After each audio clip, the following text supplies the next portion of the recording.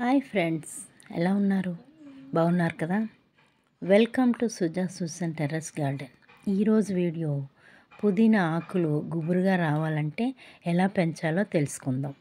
ఈ పుదీనా మొక్కని నీళ్ళలో మట్టిలో బాగా పెరుగుతుంది.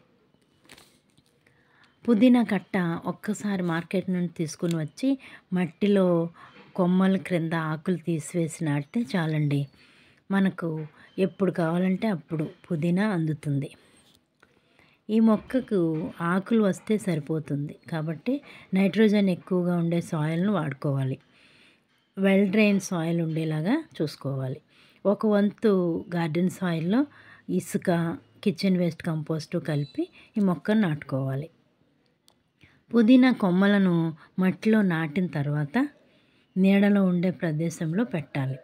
తర్వాత పార్షియల్ ఎండ తగిలేలాగా చూసుకోవాలి.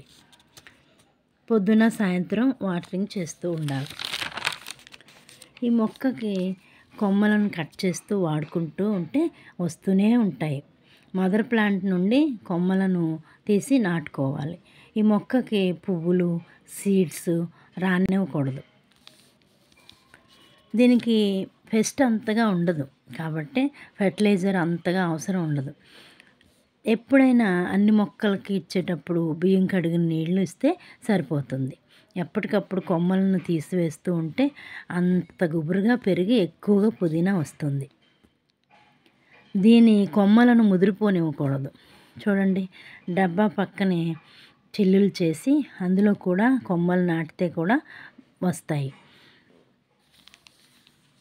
దీని కొమ్మలు నీటిలో పెట్టి వంటగదిలో పెట్టి ఎప్పుడూ బిర్యానీల్లో, పచ్చడి, కూరల్లో వాడుకోవచ్చు.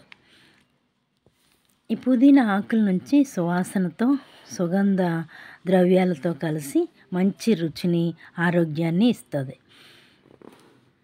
ఔషధాలతో కూడా వాడతారని చెప్తారు. ఔషధ గుణాలు కలిగిన మొక్క. పుదీనా ఆకులు ప్రతిరోజు తింటే ఆరోగ్యానికి చాలా మంచిది. పుదీనా టీ చేసుకుని తాగితే జీర్ణకోశ వ్యాధులు కూడా పోతాయి.